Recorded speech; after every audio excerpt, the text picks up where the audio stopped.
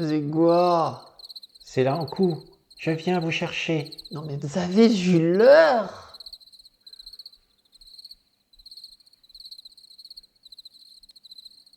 Allez, joyeux Halloween et barrez-vous! Bah, c'est quoi ça? Des bonbons. C'est bon les bonbons. Mangez-en.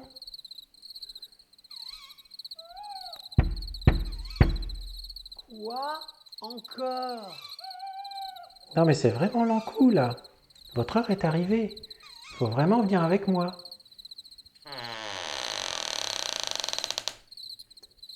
Bon, une tasse de jus, ça ira avec vous? Bon d'accord, mais alors, juste une petite goutte, hein.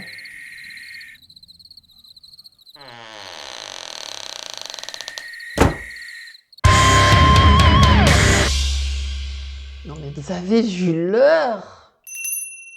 Et c'est un bon job ça, en coup? Ben, je sais pas, moi je suis mortière. Mon prédécesseur me tombe dessus, il me tue, il me refile la faux et le cheval et la charrette, sans rien me dire, sans rien m'expliquer. Pas une formation, rien! Que dalle. Puis alors... Oh l'enfoiré! Ah ouais. Puis bonjour le job, hein. C'est-à-dire que tu tues des gens pendant 1 an, t'es pas payé, personne ne t'aime.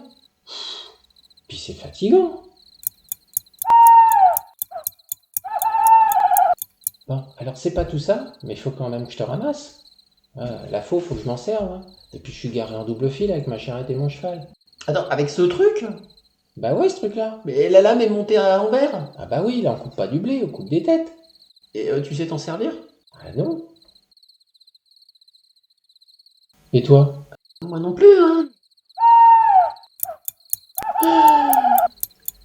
Bon, ouais, d'accord, mais on va pas y passer la nuit, comme je dis, j'ai plein de gens à tuer, moi. Tu devrais peut-être demander au gars du Poer. C'est où ça, le poer? C'est le cœur de la Bretagne, historiquement c'est le territoire de l'Ankou. Et c'est long pour y aller, parce que la charrette et le cheval, c'est pas un TGV, hein.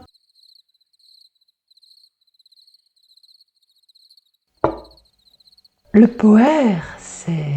Le Poer est le pays de Bretagne situé entre les montagnes Noires et les montagnes d'Arrée. Dès l'entrée de la vallée à Rumingol, on découvre une fontaine, la plus magique de toutes les fontaines de Bretagne, dont l'eau guérit toutes les maladies. En s'enfonçant plus profondément dans le Poer, les ténèbres s'épaississent et à Braspar, nous pénétrons le territoire de l'Ankou, l'ouvrier de la mort. Toujours plus loin, toujours plus profondément dans les ténèbres, se trouve le Yonélèse, la porte de l'enfer. Un marécage si terrifiant qu'il a fallu l'engloutir sous un lac artificiel. Mais au-delà du Yonne, au-delà de l'enfer, se trouve la forêt de Yelgoat, la plus magique de toutes les forêts, territoire des fées et des géants, où la magie et l'horreur se côtoient à chaque détour de chemin. Mais gare aux imprudents qui s'éloignent des rives de la rivière d'argent. Ils ne savent pas où ils vont et pourraient se retrouver happés dans les ténèbres froides et humides de l'enfer breton. Mais il existe un autre endroit, au-delà de Huelgoat, un endroit où la magie se conjugue non seulement au passé à travers ses légendes, mais aussi au présent et même au futur.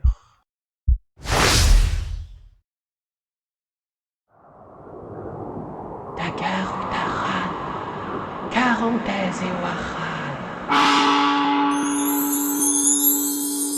Carnoët, Arreyerbe.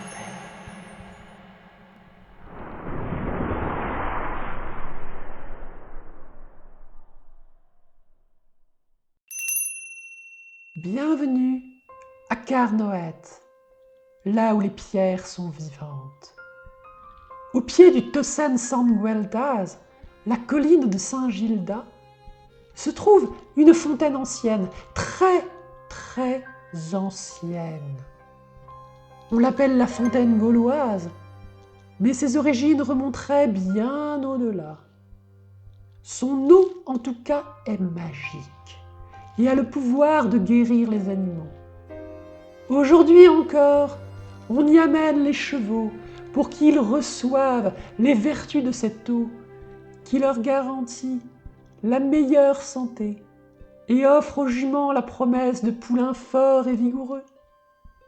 Est-ce là la bénédiction de Saint Gilda? Ou ces pierres antiques cachent-elles un autre secret?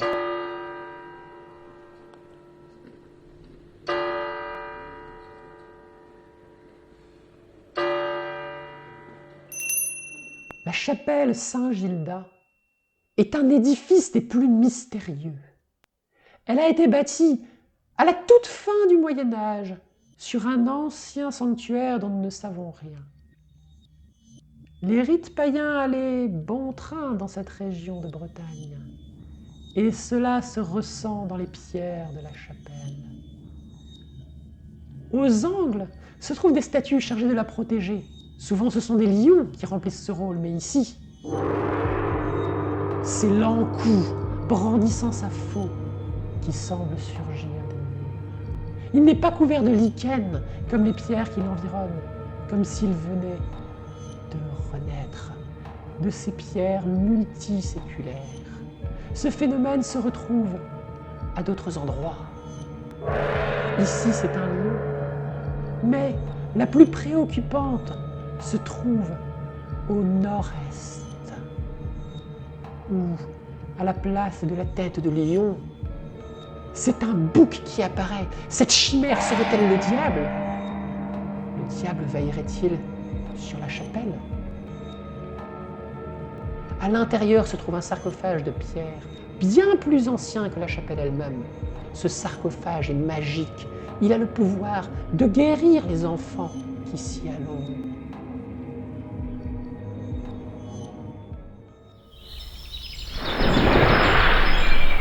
Des gargouilles qui se régénèrent, un sarcophage qui guérit. Combien d'autres mystères cachent encore les pierres du Tosen San Gueltaz? Le site, en tout cas, est chargé d'histoire, et une histoire tragique. C'est ici que Sébastien le Balpe, chef de la révolte des bonnets rouges, passa sa dernière nuit avant son assassinat. Mais, plus impressionnant encore, la montagne, comme on l'appelle, fut le théâtre d'une bataille opposant le roi Arthur de Bretagne à Richard Cœur de Lion. Une bataille sanglante qui vit la victoire des Bretons et fit plus de 6000 morts. Sont-ce ces milliers de morts, ces milliers de vies fauchées prématurément par la faux de l'Ankou, qui auraient imprégné le Tosen et conféreraient à ces pierres ces étranges vertus? Cela n'a pas empêché, en tout cas, les hommes du XXIe siècle de venir y ajouter d'autres pierres, d'immenses statues à l'effigie des grands saints bâtisseurs de la Bretagne. Saint Gilda est le premier à croiser notre chemin. C'est sa montagne, après tout. Ermite et guérisseur, il semble nous rassurer, mais le ton change dès que nous croisons Sainte Nolwenn, décapitée. Elle semble déjà imprégnée de toute la violence magique de ce lieu légendaire.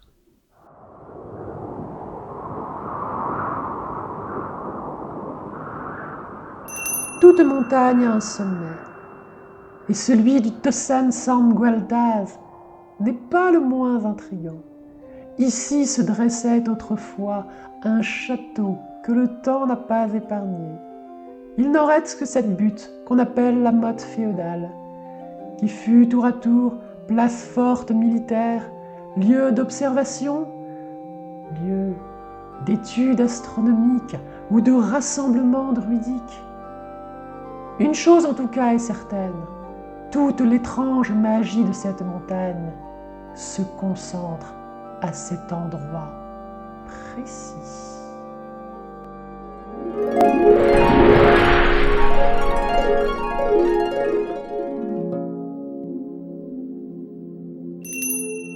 Les statues des saints se dressent telle une gigantesque armée de pierres ressuscitées le long des flancs du Tossen. Saint Goulvin, un ermite au pouvoir miraculeux qui repoussa l'armée ennemie à la force de ses prières et transforma la terre en or. Sainte Gwen, à qui Dieu offrit un troisième sein pour qu'elle puisse allaiter simultanément tous ses enfants. Sainte Bleuène, célèbre pour ses extases mystiques et patronne des fleurs, qui sut toujours repousser les tentations du malheur. En réalité, toutes ces statues me semblent totalement inconnues. Arpenter la vallée des saints, c'est comme explorer une bibliothèque où tous les livres seraient dans une langue étrangère. Les illustrations sont belles, mais l'on ne sait ce que raconte le récit. Une de ces statues pourtant m'interpelle plus que les autres. Cette sainte décapitée brandissant sa tête, avec ses cheveux serpentesques, m'évoque la légendaire Méduse de la mythologie. Quelle histoire se cache derrière ce regard de pierre?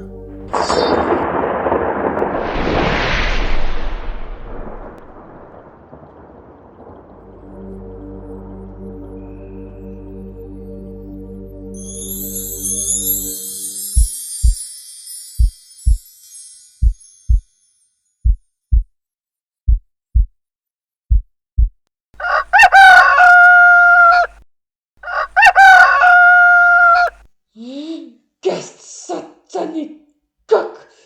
Quand est-ce qu'on va le passer à la casserole, celui-là? Coq? Quel coq? Bah, le coq, c'est le matin et ne se sent obligé de pousser la chansonnette. Ah, c'est le matin?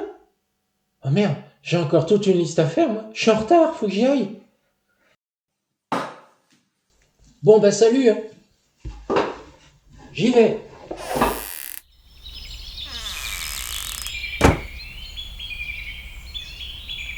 Je suis vivante. Ah mais en fait, t'attends rien tu paies rien pour attendre, hein. Je vais revenir. Salut!